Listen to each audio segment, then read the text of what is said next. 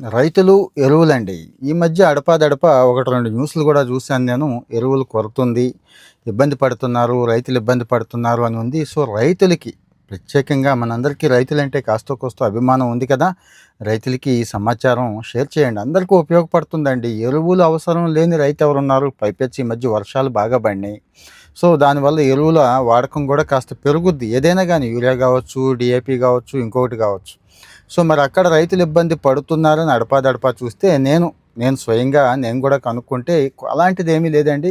సఫిషియెంట్‌గా ఉన్నాయని చెప్పి ఆ సమాచారం వస్తుంది. అది సొసైటీలు గానీ, మందుల షాపుల్లో గానీ, ఎరువుల షాపుల్లో గానీ. ఇక్కడ మీకు అందరికీ తెలియాల్సిన విషయం ఏంటంటే, గవర్నమెంట్ సొసైటీలకి ఎక్కువ ప్రిఫరెన్స్ ఇస్తుందండి. సొసైటీలు అంటే ఏం కాదు, సహకార కేంద్ర బ్యాంకులు అంటాం చూడండి, అక్కడ. అంటే రైతు సొసైటీలు మీకు తెలుసు, అందరికీ తెలుసండి. ఆ ఊళ్ళో సొసైటీ ఉంటుంది. అన్ని ఊళ్ళలో లేకపోయినా పక్క ఊళ్ళో సొసైటీ ఉంటుంది. అక్కడికి వెళ్ళి తెచ్చుకోవచ్చు. నెంబర్ 1 చెప్తున్నాను. అన్ని రకాల ఎరువులు అక్కడ అందుబాటులో ఉన్నాయి. ఒకవేళ అక్కడ ఏదైనా ఒకటి అలా ఎరువులు అందుబాటులో లేకపోతే ఆ పక్క ఊరు సొసైటీకి వెళ్ళినా కానీ ఇస్తారు. వెళ్ళేటప్పుడు ఆధార్ తీసుకెళ్తే సరిపోతుందండి. అంతకు మించి ఏం అడగరు. లేదు ఇంకా ఏదైనా అడుగుతారనుకున్నప్పుడు మీ పొలం ఉంటుంది, పట్టాదారు పాస్‌బుక్ ఉంటుంది, కౌలు రైతులైతే ప్రూవ్ చేసుకునేది ఉంటుంది. అంత పెద్ద సమస్య ఉంటుందని నేను అనుకోవట్లేదు. కానీ ఇక్కడ కొంతమంది చిన్న చిన్న విషయాలు మర్చిపోయి ఇబ్బంది పడుతున్నారని అనిపించిందండి. అందుకోసమే ప్రత్యేకంగా ఈ వీడియో చేస్తున్నాను. మరేం లేదు. ఈ చిన్న చిన్న విషయాలు ఏంటి అంటే ఆహ్, లోకల్‌గా స్టాఫ్ ఉన్నారు. విలేజ్ అగ్రికల్చర్ అసిస్టెంట్ అనే అతను ఉన్నాడు. ఆయన్ని వాడుకోవడం మర్చిపోతున్నారు. ముందు అతన్ని అడగండి దయచేసి, పూర్తి సమాచారం ఇస్తాడు.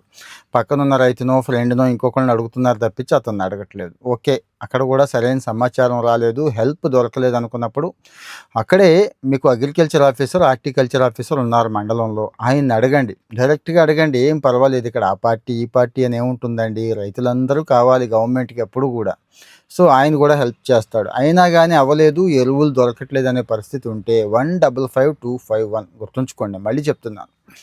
ఖచ్చితంగా పనిచేస్తుందండి. రైతుల కోసమే ఏర్పాటు చేసిన హెల్ప్ లైన్ ఇది 155251.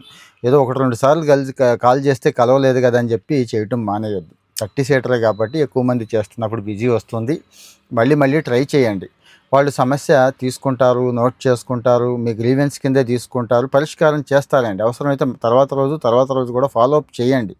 అంతే తప్పించి ఈ ఎవడో ఏదో చెప్పేశాడు కదా అని చెప్పి దాంట్లోకి వెళ్ళిపోవద్దు. అయినా ఇప్పుడు నేను చెప్పిన 155251 అవ్వలేదు. అంతకుముందు అగ్రికల్చర్ ఆఫీసర్ని అడిగాం, అది అవ్వలేదు. అంతకుముందు విలేజ్ అగ్రికల్చర్ అసిస్టెంట్ని అడిగాం, అతన్ని అవ్వలేదు. అంటే ఒక షాపులో ఎక్కువ అమ్ముతున్నారు, బ్లాక్ మార్కెటింగ్ చేస్తున్నారన్నా కానీ, సొసైటీలో ఇబ్బంది పడుతున్నారన్నా కానీ, దయచేసి మీలో కాస్త చొరవ, చురుకుదనం ఉన్న రైతులు ఉంటారు, ఉపయోగపడుతుందండి. అంతకు మించి వేరే ఏం కాదు. ఇక్కడ 1100 అని ఒకటి ఉంటుంది. అక్కడికి ఫోన్ చేయండి దయచేసి. సాక్షాత్తు ముఖ్యమంత్రి గారికి ఫోన్ చేసుకున్నట్టే అక్కడికి చేస్తే వాళ్ళు పూర్తిగా అర్థం చేసుకుంటారండి.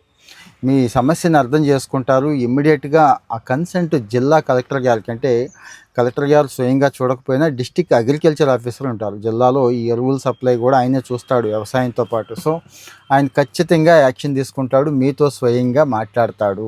లేకపోతే కనీసం మీ మండల అగ్రికల్చర్ ఆఫీసర్‌తోనైనా మాట్లాడించే ఏర్పాటు చేస్తాడు. సో, ఎరువులకి సంబంధించి ఏ ఒక్క రైతు ఇబ్బంది పడకూడదని ప్రభుత్వం స్టాక్ పెట్టుకుంది. గవర్నమెంట్ లెవెల్లో ఎప్పటికప్పుడు మానిటరింగ్ చేస్తున్నారు. పెద్ద ఆఫీసర్లు, అంటే పైన సెక్రటేరియట్లో ఉన్న ఆఫీసర్లు కూడా దీని గురించి పట్టించుకుంటున్నారు. కానీ ఎక్కడైనా చిన్న గ్రౌండ్ లెవెల్లో గ్యాప్ ఉండి ఏ ఒక్క అధికారి అయినా నిర్లక్ష్యంగా ఉండి పట్టించుకోకపోతే మీరు ఇబ్బంది పడకూడదని నేను ప్రత్యేకంగా ఈ సమాచారం ఎందుకు ఇస్తున్నానంటే, నా దృష్టికి వచ్చింది ఆ ఇబ్బంది కూడా ఎందుకు పడకూడదు అని చెప్పటం నా ఉద్దేశం అండి. సో, దయచేసి మీరు రైతులకి ఎలాగో ఇది షేర్ చేస్తారు. ఇక్కడ షేర్ చేసిన తర్వాత చూస్తున్న రైతులు ఎవరైనా ఉంటే, ఎరువులు కొరత ఉంటే జెన్యూన్‌గా మీ అనుభవాన్ని మాత్రమే దయచేసి ఇక్కడ పోస్ట్ చేయమని అడుగుతున్నాను. మీ ప్రాంతంలో ఇవ్వండి. మీ పేరు, ఫోన్ నెంబర్ ఇచ్చినా ఇబ్బంది ఏమీ లేదు. పర్టిక్యులర్‌గా ఇది ఎందుకు ఉపయోగపడుతుందంటే మాకు తెలియటం కోసం. అరే పలానా చోట ఇగో ఈ ఇబ్బంది ఉంది అని మా వాళ్ళు మాట్లాడతారు మీతో. స్వయంగా మాట్లాడతారు. స్వయంగా సమస్యను పరిష్కరిస్తూ అనాలిసిస్ చేసుకుంటూ భవిష్యత్తులో మళ్ళీ ఈ రకమైన ఇబ్బంది రాకుండా, ఎలాంటి పొరపాటు జరగకుండా చర్యలు తీసుకోవడానికి కూడా మీరిచ్చే సమాచారం ఉపయోగపడుతుంది కదండి, అందుకోసం. సో, దయచేసి ఆ ఎరువు, ఈ ఎరువు అనేమీ లేదు. అంటే రెగ్యులర్గా వాడే యూరియా, డీఏపీ ఇలాంటివి, పొటాష్ ఇలాంటివి కొరత ఉంటే మాత్రం దయచేసి చెప్పండి. ఎక్కువ రేటున్నా చెప్పండి. మీ సొసైటీలు సరిగా పట్టించుకోవట్లేదు, లేకపోతే దురుసుగా మాట్లాడుతున్నారు, లేకపోతే అడిషనల్గా డబ్బులు అడుగుతున్నారు, లేకపోతే తెప్పించుకుంటున్నారు అంటే సేవాలోపం. ఎటువంటి సేవాలోపం ఉన్నా కానీ చెప్పండి. ఎందుకంటే చెప్పండి చెప్పండి అని ఎన్నిసార్లు అంటున్నానంటే మీరు చెప్తేనే కదండి ఈ సమాచారం బయటకు వస్తుంది. సో దయచేసి ఎరువులకు సంబంధించి ప్రత్యేకంగా ఈ సమాచారం ఇద్దాం అనుకున్నాను. అలాగే ప్రభుత్వంలో ఉన్న ఏ సమస్య అయినా కానీ మీ దృష్టికి వచ్చి మాకు ఆ పని అవ్వట్లేదండి కానీ జెన్యూన్గా నాకు రావాలి అంటే ఒక పెన్షన్ రావట్లేదు, ఇళ్ళు ఇవ్వట్లేదు, ఇలాంటివి కాదు. అవి స్కీమ్స్ కదా ఇస్తారు. అవి గ్రౌండ్ చేసినప్పుడు ఖచ్చితంగా ఇస్తారు. స్కీమ్స్ కాకుండా హక్కుగా మనం పొందాల్సినవి అంటే సబ్ రిజిస్ట్రార్ ఆఫీస్కి వెళ్తున్నాం, బాగా ఏడిపిస్తున్నారు ఫర్ ఎగ్జాంపుల్ డబ్బులు. అలాగే ఊళ్ళో బెల్ట్ షాపులు చాలా ఇబ్బంది పెడుతున్నాయి. ఇలాగ చాలా ఉంటాయి, 1,00,000 ఉంటాయి. గవర్నమెంట్తో మీరు హక్కుగా చేయించుకోవాల్సినవి ఏమైనా ఉంటే దయచేసి నా దృష్టికి తీసుకొస్తే నేను ఆ విషయం కూడా కాస్త ఆలోచిస్తున్నాను.